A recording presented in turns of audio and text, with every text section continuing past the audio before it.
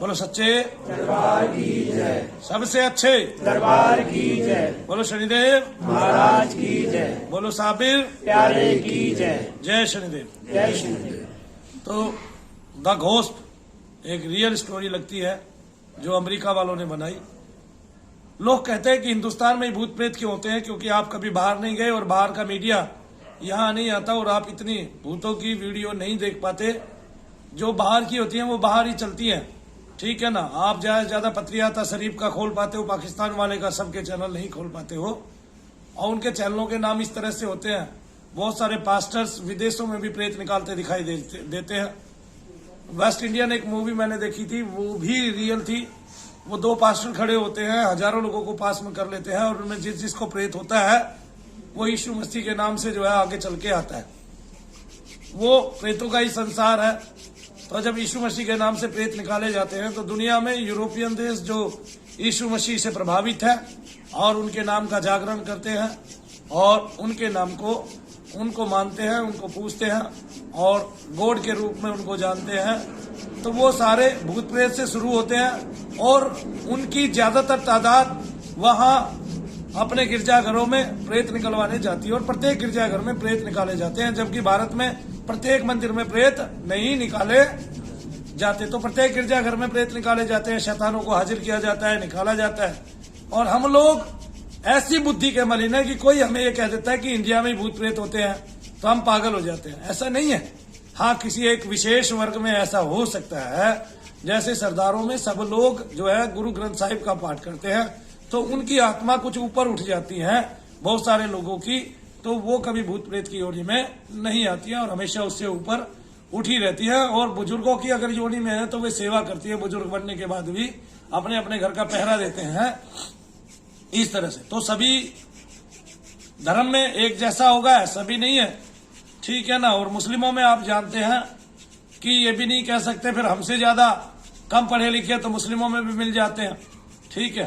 तादाद ज्यादा होने के कारण और कई देशों के गरीब होने के कारण भी मुस्लिमों की संख्या में बहुत सारे लोग, क्योंकि पढ़ाई कम करते हैं, बहुत सारे लोग बचपन से ही काम करने लगते हैं, तो वहां भी शैतानों का बोलबाला है।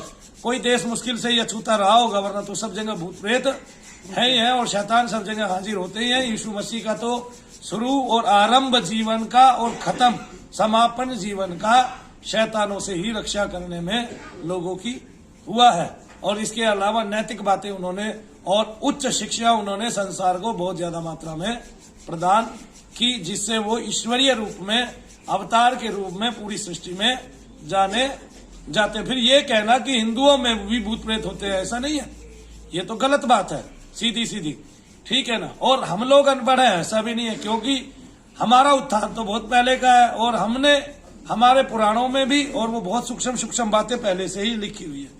सूर्य की क्या दूरी है, उसकी रश्मियां कैसी हैं और कितने समय में उसकी रश्मियां जो है वो पृथ्वी लोक पर आ जाती हैं, उसकी रश्मियां कितने समय में और कितनी गति है और कितने उस रश्मियों में तत्व है और कितने रंग है और उससे सूर्य विज्ञान से क्या क्या किया जा सकता है और सूर्य विज्ञान कौन सा विज्ञान है, ये सब बिना किसी लेख के पहले से ही आधारित है। दर्शन शास्त्र क्या है, अध्यात्म क्या है और सारे के सारे जो आज इकोनॉमिक कहलाती है, स्टेट्स कहलाता है, वो सब पहले से ही हिंदू धर्म में मान्यता के रूप में पहले से ही है। जो जितना पुरातन है उसमें उतनी ही खोजें हो चुकी हैं पहले से ही। अब आप उन खोजों को रिवाइज करो या ना करो, मतलब अपने ग्रंथ पढ़ने बंद कर दो तो उन खोजों के बारे में पता ही नहीं चलेगा, तो पता ही नहीं चलेगा फिर, है ना। बहुत सारी चीजें आपको फिर पता ही नहीं चलेगी। और हमारे जो हिंदुओं के धर्म ग्रंथ हैं वो भूत प्रेत से कई तो आरंभ भी होते हैं, उनका शुरुआत ही भूत प्रेत से होती है, उनके उद्धार से होती है। हरिवंश पुराण में भगवान कृष्ण का युद्ध जो है वो प्रेत से, एक प्रेत से, और उन्हीं के हाथ से उसका मुक्ति और उद्धार, जिसके पीछे करोड़ों लाखों प्रेत चलते थे लाशें खाते हुए और आगामी ऐसे सारे कार्य करते हुए, छोटी बात नहीं है, ठीक है ना। और हम लोग कहते हैं केवल हिंदुओं में ये ढकोसला नहीं है, लेकिन इसको निकालने का तरीका हमने ढकोसले के रूप में बना दिया, क्योंकि चोरी छिपे इस काम को करते हैं। क्यों करते हैं? क्योंकि हम इसका मतलब कहीं ना कहीं अधर्म कर रहे हैं। तो ये काम चोरी छिपे का भी नहीं है, चोरी छिपे ये काम करना नहीं होता। अगर आपने मजबूती से किसी की रक्षा करनी है तो क्रिश्चियनों की तरह सामने आके करो, ठीक है ना। लोग अपना धर्म तक बदल देते हैं, क्यों? क्योंकि वो सरेआम आके उसके नाम से, ईश्वर के नाम से सबके प्रेतों पर संहार करते हैं, सबके प्रेतों को निकालते हैं। मैं ये नहीं कहता कि लोग सारे ठीक हो जाते हैं, मैं ये भी नहीं कहता, क्या कहते हैं कि कोई भी ऐसा व्यक्ति है संसार में प्रमाणित जिसको देखते ही सारे भूत भाग जाते हैं। अभी तो है नहीं, शायद यीशु मसीह के बाद कोई आया भी नहीं होगा जिन्होंने ऐसे ही निकलते हुए, लेकिन ऐसा भी नहीं है। बहुत सारे अवतारी पुरुष ऐसे हुए हैं जिनके जीवन में जितने लोग मिले हैं उनका उद्धार उन्होंने किया ही किया है, जो उनके समक्ष आए हैं, ठीक है ना। और वो हिंदुओं में भी हुए हैं, मुस्लिमों में भी हुए हैं। तो उनके उदाहरण है जब वो मरने के उपरांत, यानी कि शरीर छोड़ने के उपरांत, और एक यानी कि ब्रह्म या दैवीय अवस्था में आ गए हैं, और उस दैवीय अवस्था से यानी कि अपनी मजारों से, अपने मंदिरों से और अपने गिरजाघरों से वहां प्रेतों को, शैतानों को मार रहे हैं। तो 3 धर्म तकरीबन सबसे बड़े दिखाई देते हैं, और वो है हिंदू, मुस्लिम और ईसाई। ईसाईयत जो है वो, और वो पूरे पूरे वर्ल्ड में फैले हुए हैं। फिर हम कहते हैं कि भूत प्रेत हिंदुओं में ही क्यों आते हैं? अरे पागलपन की बात है भाई। हम महिलाओं में क्यों आते हैं ये मैं बता देता हूँ। ये तर्क की बात नहीं है। महिलाओं में आते हैं लेकिन पुरुष में नहीं आते, ये भी नहीं है कि पुरुषों में नहीं आते। कितने लोग आते हैं हमारे पास, वो ठीक होके जाते हैं। महिलाओं में इसलिए आते हैं क्योंकि प्रत्येक व्यक्ति के अंदर जो कामना है, वासना है, वो बहुत भारी मात्रा में भरी रहती है, और उसी अग्नि तत्व के कारण वो इस पृथ्वी पर प्रेत योनि में घूमता रहता है। तो वो अपनी इच्छा पूर्ति के कारण महिलाओं पर, यानी कि एक विशिष्ट वर्ग पर आ जाता है। और महिलाओं की क्षमता घट गई है पहले से। पहले जो माताएं बहनें थी वो पूजा अधिक करती थी, अब वो कम करती हैं। जबकि मुस्लिमों में महिलाएं ज्यादा करती हैं, और मुस्लिमों में ऐसा नहीं है पुरुष ज्यादा परेशान है, ठीक है, या बराबर की तादाद है। लेकिन हिंदुओं में महिलाएं ज्यादा परेशान है, क्योंकि उन्होंने जो पूजा पाठ, जो रीति अपनाई है, वो ब्राह्मणों के अनुकूल कम कर दी है उसने अपनी पूजा, और केवल ये सोचकर कि हमारे सबके बीच में ब्राह्मण रहते हैं, ब्राह्मणों पर आधारित हो गए हैं, ब्राह्मणों पर आधारित हो गए। अब ब्राह्मण ने वहां तक सेवा की नहीं, वो अपने लोभ और लालच में पड़ा रहा।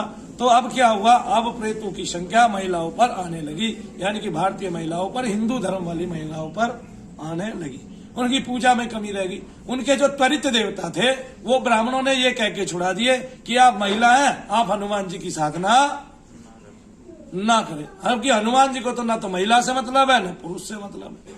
इस पूरे शरीर से, पंचभौतिक शरीर से, केवल बदबू के अलावा कुछ और पैदा नहीं होता, और देवताओं को खुशबू से आनंद मिलता है, और वो खुशबू ही ग्रहण करते हैं। इसलिए आप धूप, दीप, अच्छा नैवेद्य, फूल, अच्छे पुष्प जो सुगंधित होते हैं, और अगरबत्तियां और सुगंधित चीजें, इत्र आदि आप देवता को, चमेली का तेल आदि अर्पण करते हैं।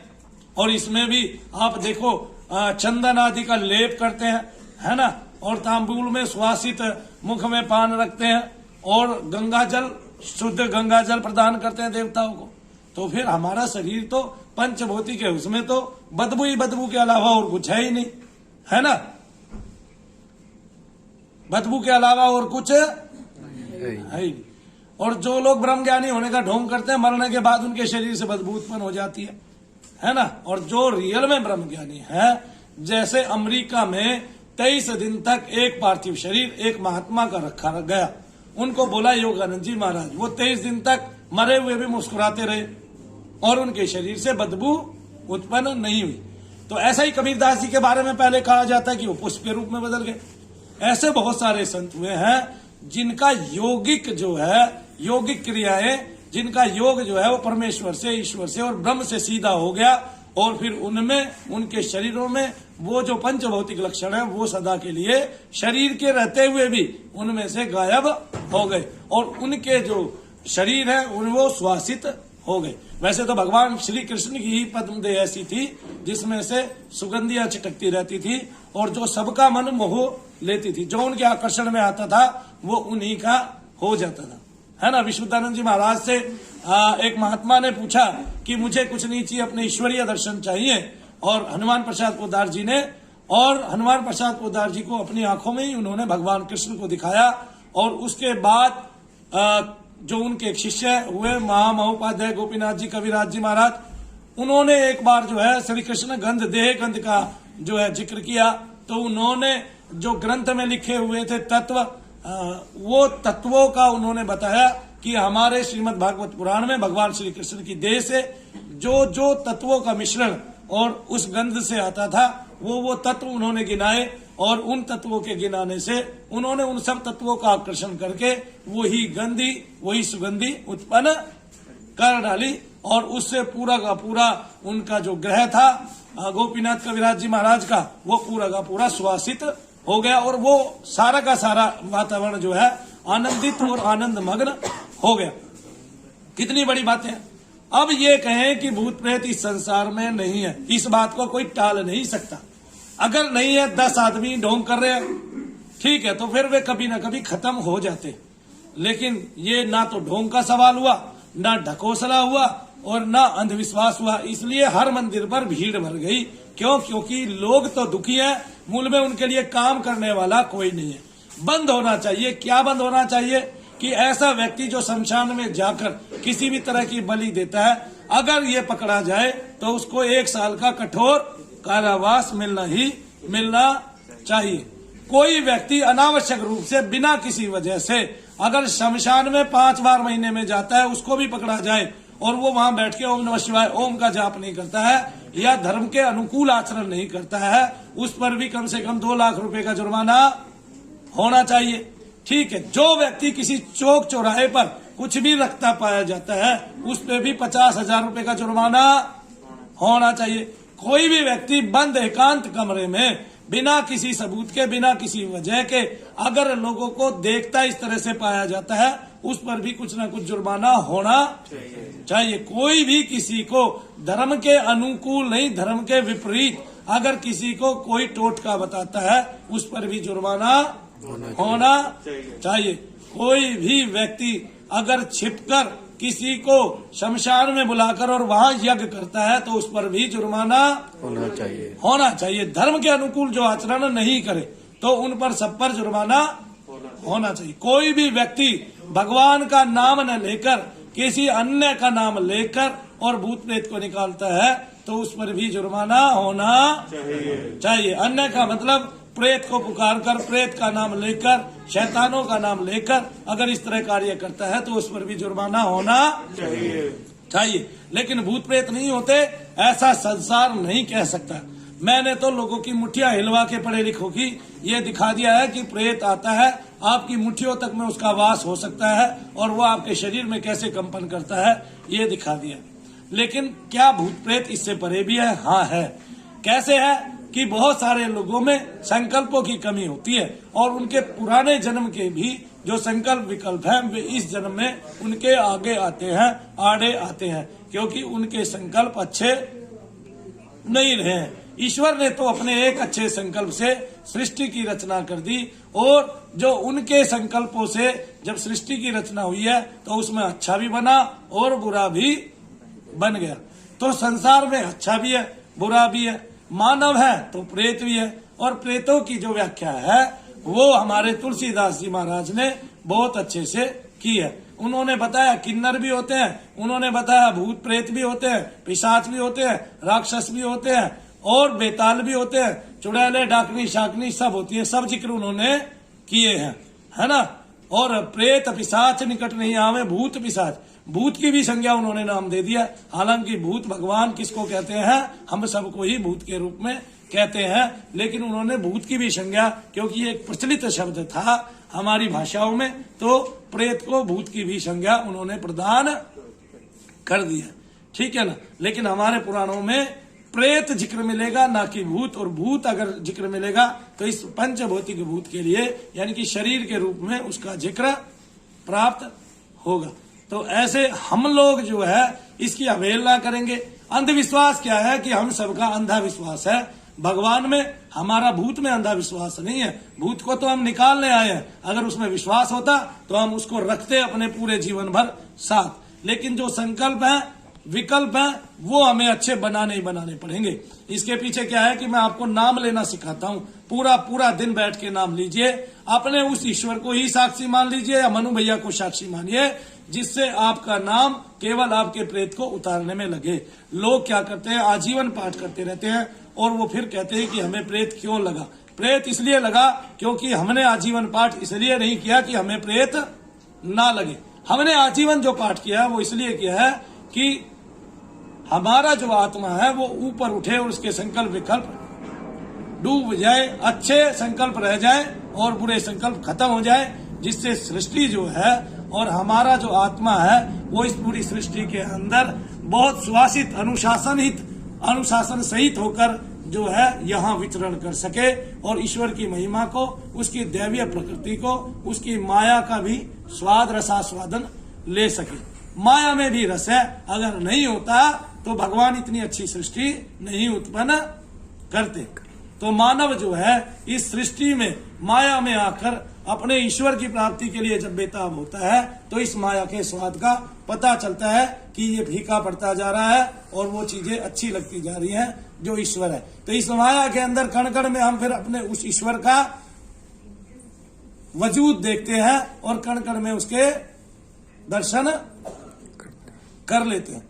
तो इस तरह से माया भी बहुत सुंदर प्रतीत होती है और ये ईश्वर जो है, जगत जो है, ये ईश्वर की माया है और इस माया में हम सब लोग विचरण करते हुए जब ईश्वर की ही तरफ लौटते हैं तो उसकी इस सुंदर रचना का हमें आभास होता है कि ये कितनी सुंदर है कि इसने हमें ऐसी ऐसी ठोकरें लगाई हैं कि जिससे हम ईश्वर की ओर उन्मुख हुए हैं और उसकी प्राप्ति में ये सहायक हो जाती है। क्यों? क्योंकि इसी माया के अंदर जब चिड़िया बैठ के चहचहाती है या क्रोच पक्षी बैठ के चहचहाता है या कोयल बैठ के चहचहाती है तो हमें और उस सूक्ष्म वातावरण में और उस क्या कहते हैं अद्वितीय वातावरण में जिसमें केवल हमें अपने ईश्वर का नाद सुनाई देता है और हमारी कुंडलिनी शक्ति जागृत होती हुई ऊपर की तरफ चलती है तो पता चलता है कि प्रकृति सुंदर है। इस प्रकृति में हमें शून्य का ज्ञान होता है और कोलाहल का भी ज्ञान होता है। हमारे नाद में भी सब है। तो जो हमारे बुरे संकल्प हैं जो हम इस जन्म में भोग रहे हैं, हमारे बुरे जो संकल्प हैं वे भी प्रेत के रूप में ही कार्य करते हैं। वे आकार धारण कर लेते हैं और हमें जो लगने वाली बद्दुआएं हैं वो भी एक आकार धारण कर लेती हैं और हमारे पीछे जो है हमेशा पड़ी रहती है और वो हमें प्रेत रूप में ही दिखाई देते हैं। तो किसी किसी व्यक्ति को जब बहुत लंबा समय लगता है ठीक होने में तो उनके जो बुरे संकल्प हैं वो भी सामने आते हैं और वो भी वही आकार धारण करते हैं जैसे हम भूत प्रेतों का आकार देखते हैं। तो जिनकी ये जो भौतिक दृष्टि है ये वाली दृष्टि खुली होती है, ये तो सबकी खुली होती है, लेकिन एक जो थोड़ी सी सूक्ष्म दृष्टि है जिससे हम भूत प्रेतों को देखते हैं वो हमारे संकल्प विकल्प भी देख पाती है, जिससे हम ये सोचते हैं कि अभी हमारा क्लेश कटा नहीं है। लोगों को उनको समय लगता है क्योंकि उनके पीछे वो संकल्प खड़े हुए हैं। सभी प्रेत है ऐसा नहीं है। तो मुझे ये बात बताने का मौका दिया किसने? आपके रोहन भैया ने। क्यों? क्योंकि वो आपके पीछे के संकल्पों और विकल्पों को देख पाता है, तभी वो बताता है पीछे 3 डायन है, ये है, एक यक्षिणी है, एक ये है। हमारे पास पहले से ही वन देवी थी। उन्होंने कभी बताई ऐसी बातें? नहीं बताई। क्यों नहीं बताई? क्योंकि व्यक्ति प्रेत बाधाओं से शांत हो जाता है और प्रेत बाधाएं आकर उनकी बहुत जल्दी खत्म हो जाती है। लेकिन जो बहुत बड़ा और बुरा संकल्प है या लोगों की जो बद्दुआएं हैं उसने जो आकार धारण किया है, उस ऊर्जा से जो आकार बना है, उनकी उस मलिन ऊर्जा से वो आकार भी हमारे पीछे पड़ा हुआ है। और जब तक हमारे सारे संकल्प अच्छे नहीं होते और लोगों की वो बद्दुआएं नहीं कट जाती तब तक हमें आराम नहीं पड़ता है। हमेशा तांत्रिक ही बैठेगा ऐसा भी नहीं है और हमेशा प्रेत ही होगा ऐसा भी नहीं है। तो वो सारे संकल्प विकल्प एक साथ ही कट जाएंगे ऐसा भी नहीं है। तो इसलिए कुछ जो केस होते हैं उन लोगों को जो बद्दुआएं लगी है, जो कोष लगी हुई है ना, राम राम करते हैं वो आशीर्वाद देता है। लेकिन हम ये भी जानते हैं ना कि बुरी नजर लगती है कि नहीं लगती है। और उसको लगते हुए भी देखते हैं कि जैसे ही मिर्ची वारी बच्चा सो गया उसका बुखार छू। ऐसा देखा है ना, माताएं बहनें करती हैं जब बच्चा छोटा होता है बत्ती से नजर उतारती हैं और बच्चे का बुखार छू और बच्चे की जो शरीर का ताप था वो खत्म। तो वो ही हमारे ऊपर लदे हुए रहते हैं और वो हमें वो परिणाम भोगने को कब मिलता है? जब हमारे बुरे गिरोह की दशाएं आती है, तो उनको सबको ठीक करके हमें अपने कण कण में भगवान को विराजित करके उन संकल्पों विकल्पों से पीछा छुड़ाते हुए और भूत प्रेतों को नष्ट करते हुए विजयी बनना पड़ेगा, अग्रसर होना पड़ेगा और इस संसार सागर से पार नाम लेते हुए भगवान का पार होना पड़ेगा। तो हमें क्या करना है, इससे मुक्ति का सबसे सरल उपाय हमने ढूंढा हुआ है और वो हम करवाते भी हैं और लोगों के निकलते भी हैं और वो लोग ठीक होते भी हैं। जैसे कल एक बहन ने बताया उनकी आंख भी ठीक हो गई, उनकी बेटी को खून आता था मुंह से और नाक से, डॉक्टर इलाज नहीं कर पा रहे थे, वो भी ठीक हो गया। तो इस तरह से बहुत सारे लोग तो केवल दीपक दान करने से, अपने बुरे संकल्पों से और क्या कहते हैं अपने प्रेतों से मुक्ति कर लेते हैं, उद्धार कर लेते हैं। मैंने पिछले 2 महीने में देखा है कि हमारे खाते में 1-1 रुपया डालने वाले इतने लोग हैं जो रेगुलेटरी में भी डालते हैं और बीच बीच में भी डालते हैं, जिनको उससे लाभ मिल रहा है अनंत, और जो दीप दान कर रहे हैं उनको भी अद्वितीय लाभ प्राप्त हो रहे हैं। देखो एक बात मैं आपको बता देता हूं, जो रचना लिखी है वो ईश्वर ने लिखी है, सबके ग्रह हैं, सबके योग हैं। ये जरूरी नहीं मेरे सामने जो लोग बैठे हो जिनको मैं आज समझा रहा हूं, एक दिन वो मेरे से भी बढ़ के ये बातें बताएं और उनका ज्ञान और भी अद्वितीय हो जाए और भी सूक्ष्म हो जाए, उनकी ग्रंथियां सारी खुल जाए और लोगों को कष्टों से वो राहत दिला पाए। ऐसा कोई हमारे इस धाम में इस समय भी मौजूद हो सकता है, लेकिन जो भाग्य दिया है वो ईश्वर ने दिया है, वो बधाया उसने है, वो सब आपके ग्रह गोचर में पहले से ही शामिल है। तो इसलिए जो आपकी जन्म कुंडली होती है वो भी रहस्यमयी होती है और उसमें आपका पूरा भाग्य विस्तार से लिखा होता है। मनु भैया का जो भाग्य है वो उनकी जन्म पत्री में प्रमाणित है और वो भी हमने देखा हुआ है, पढ़ा हुआ है और हम उसी के अनुकूल कार्य करते हैं, है ना। पीछे कष्ट के दिन थे और कुछ कष्ट हमने सहन भी किया, वो हमारी ढैया चल रही थी और हमने उसको हंस के सहन किया और हमने लोगों को खुद भी बताया कि हमारी ढैया चल रही है। जब खत्म हुई तब भी हमने बताया कि हमारी ढैया खत्म हो गई है और उस ढैया के खत्म होते ही अपने करिश्मे भी देखे। क्योंकि जब एक देवता जाता है, जब एक दशा जाती है, जब दूसरी दशा आती है स्वस्थता से, तो वो आपको कर्म फल पहले प्रदान किया तो कष्ट तो मैंने भी पाया, इसका मतलब कुछ बुरा कर्म तो मुझसे भी हुआ होगा, तो अच्छा भी होता है। और सुकर्म आज करते रहते हैं तो वो सारा बुरा का बुरा कटता रहता है। तो पिछले जन्मों के संस्कार भी, वो जाल भी, बुरे और अच्छे संकल्प विकल्प भी, वो सब कट जाते हैं। हमें सपने ही संकल्पों विकल्पों से आते हैं। जिनको जितने बुरे सपने आते हैं उन्होंने पिछले जन्म में वैसे ही संकल्प विकल्प किए होते हैं। तो बुरे सपनों से पीछा छुड़ाने का सबसे आसान तरीका तो एक दीप जलाना है और उसका तेल या घी मस्तक पर लगाना है, आंखों पर लगाना है और उसको चाट के सो जाना रोजाना। तो इस तरह से करने से आपके बुरे संकल्पों विकल्पों से पीछा छूटता जाएगा। वरना ये एक ऐसा संसार है, जब ये खुलता है तो आपको रोजाना रात्रि के शुरुआत से, प्रारंभ से और रात्रि के अंत तक, यानी कि सुबह तक आपको हमेशा सपने आते ही आते रहते हैं, एक पे एक, एक पे एक, एक पे एक। और उनमें से कोई कोई याद रहता है और वो सारे उल जलूल होते हैं। आप वही महिमा देख पाते हो जो आपने पिछले जन्मों में किया धरा है।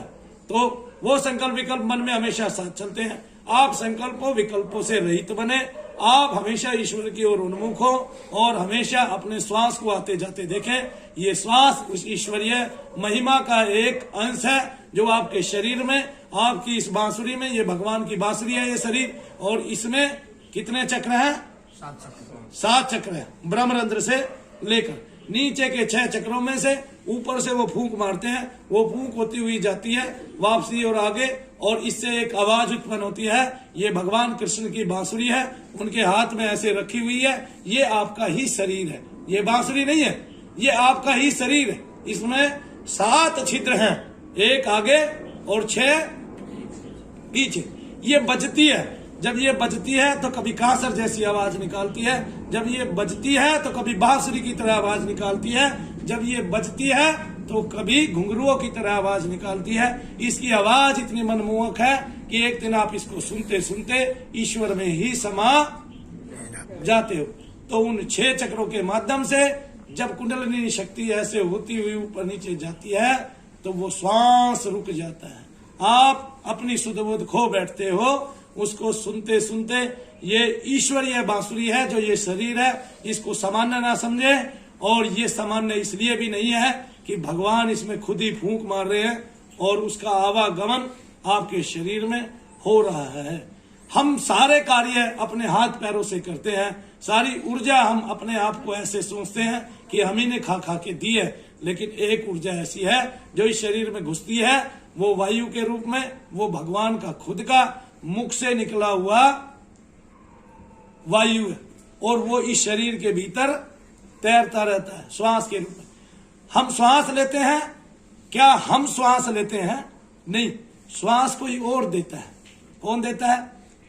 हम जो करते हैं उसको तो करके रोक भी सकते हैं। जैसे मैं गेट खोलूंगा तो गेट बंद कर सकता हूं, है ना, ताला भी लगा सकता हूं अपनी इच्छा से, लेकिन अपनी इच्छा से कोई श्वास नहीं रोक सकता। इसलिए हम श्वास लेते नहीं है, कोई हमें ओढ़ देता है। हाँ, हम उसमें स्थिरता पैदा कर सकते हैं, उस ईश्वर का नाम लेते लेते, उसमें खोते खोते, और उसके हाथ में अपने आप को सौंपते हुए कि हम उसकी बांसुरी है, हम अपने आप को उसके हाथ में सौंप दें, तो हमारे 6 चक्रों से वो फूंक मारता हुआ हमारी सुध बुध खो देगा, और जो स्वर निकलेगा हम उसी में खो जाएंगे। तो बांसुरी बज रही है ये, और कुछ नहीं है। क्या बज रहा है? और हम सब वो बांसुरी है। तो सब भगवान के हाथ में है, भगवान के मुख से लगे हुए हैं, सटे हुए। अपने आप को ईश्वर से अलग कभी भी नहीं समझना। वो गुरु रूप में है, वो ईश्वर रूप में है, भगवान रूप में है, वो इष्ट के रूप में है, वो माँ के रूप में है, वो पिता के रूप में है, वो भाई बंधु और सखा के रूप में है, ठीक, वो सभी ऐश्वर्यों के रूप में है। तो वो आप एक बांसुरी हो, उसमें वो अपने मुख से फूंकता है, और आपके अंदर उस प्राण का संचार होता है, और उससे एक नाद उत्पन्न होता है। जब आप उसको सुनने की कोशिश करते हो तो आप उस बांसुरी की तान में खो जाते हो, क्योंकि स्वयं आप ही बांसुरी हो।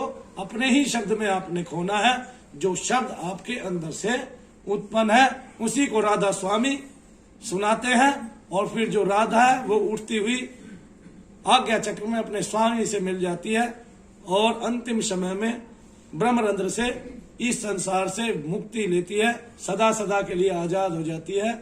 और हमारे बोधराज जी तन में होकर ये बात सुन रहे हैं। बोधराज जी को ये अद्वितीय ज्ञान आज ही मिला है। बहुत सारे महात्माओं के पास गए हैं, लेकिन महात्माओं ने नहीं बताया कि हम भगवान के हृदय में कैसे विराजते हैं। महात्माओं ने नहीं बताया कि हम भगवान की बांसुरी कैसे है, क्योंकि हमारे अंदर वही 7 छेद है।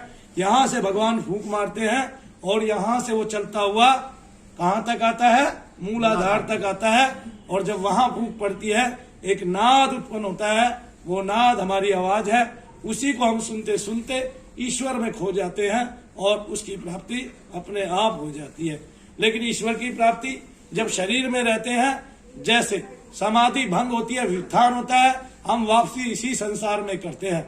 लेकिन माया में रमने की बजाय अब हम कुछ अपनी देह को भूलकर उसमें लगे रहते हैं। जैसे मनु भैया ने रोज का प्रण जो लिया, वो इसलिए लिया क्योंकि हम रोज ही भक्ति करेंगे, रोज ही कुछ ना कुछ जाप करेंगे तो हमारी प्राप्ति हो जाएगी, वरना तो इस माया में कोई भी गलित हुए बगैर नहीं रह सकता। ये केवल अहंकार उत्पन्न करती है। ठीक है, बहुत सारे लोगों के आने से, उनके पैर छूने से आपको अहंकार आ जाता है, लेकिन मैंने ऐसा अहंकार कभी नहीं किया। शनि महाराज जानते हैं मुझे किसी व्यक्ति से कुछ नहीं चाहिए। शनि महाराज ये भी जानते हैं कि मुझे किसी के पद का अहंकार नहीं होता कि वो व्यक्ति मेरे पास आया, मुझे इस बात का कोई अहंकार। क्यों? क्योंकि शनि महाराज जानते हैं कि मैं उसको देने की कोशिश करता हूँ, किसी से कुछ लेने की कोशिश नहीं करता। आपका कार्य सुचारू रूप से चले, आप सब लोग स्वस्थ हों, मेरी यही कामना है। इसी के लिए मैं प्रयासरत हूँ, और इसी के लिए मैंने आपको समय देना है। आप सब लोग ठीक होकर अपने घर जाएं, लेकिन उस ठीक होने में आपने सबने मेरा साथ देना है, क्योंकि बिना छेड़े ये भूत प्रेत का संसार है। बिना छेड़े ये नहीं पता चलेगा किसकी समस्या कितनी है। और हमने जो अपने मंदिर के लिए, अपने आपके सहयोग के लिए, आपके ऋणों को उतारने के लिए जो आपसे लिया है, वो एक बहुत छोटी सी रकम है, जिसमें मैं आपकी आजीवन सेवा करता रहूंगा जब तक मैं इस पृथ्वी लोक पर हूँ। और जाने के बाद आप अपनी सेवा मनु भैया से ऐसे ही करा लोगे। थोड़ा थोड़ा लोग मुझे देके, कोई एक पुष्प चढ़ाएगा तो, कोई इत्र लगाएगा तो, ऐसे अपने आप करा लोगे। तो बोलो सच्चे दरबार की जय, सबसे अच्छे दरबार की जय, बोलो शनिदेव महाराज की जय, बोलो साबिर प्यारे की जय। एक बार सबको दिखा दिया जाए और सब लोग हर्ष भैया आपकी सेवा के लिए आ गए हैं, उनके लिए तालियां भी बजाएंगे। बहुत अच्छी सेवा वो कर रहे हैं। मैं चाहता हूं वो सुचारू रूप से ऐसे ही चले और आप लोग उनमें मनु भैया की आकृति देख पाए एक दिन, और समस्त संसार जो है हर्ष भैया के रूपों से भर जाए, क्योंकि अभी उसने 7 बच्चों को जो ट्रेंड किया है और धीरे धीरे उनको आगे बढ़ा रहे हैं, वो 7 से कब 50 में परिणत हो जाएंगे ये पता ही नहीं है। और हम केवल उन सब के लिए स्थान का आयोजन कर रहे हैं कि जल्दी से जल्दी हमारे पास ऐसा स्थान हो जहां बैठकर वो बहुत अच्छे से ट्रेनिंग दे सके और भारत के भविष्य को मजबूत कर सके। जैसे कृष्णों में लोग दुनिया भर के गिरजाघरों में बैठकर लोगों को भूत प्रेत से मुक्ति दिलाते हैं, हमारे यहाँ भी आप देखते हैं कि ऐसा कहीं नहीं होता है जैसा इस धाम में होता है कि आपको बिल्कुल शांति से रहना होता है और पिन ड्रॉप साइलेंस होती है और प्रेत जो है वो निकलकर बाहर आ जाता है। ये केवल नाम की महिमा है, इसलिए आंख बंद कर नाम लेने वाले बने।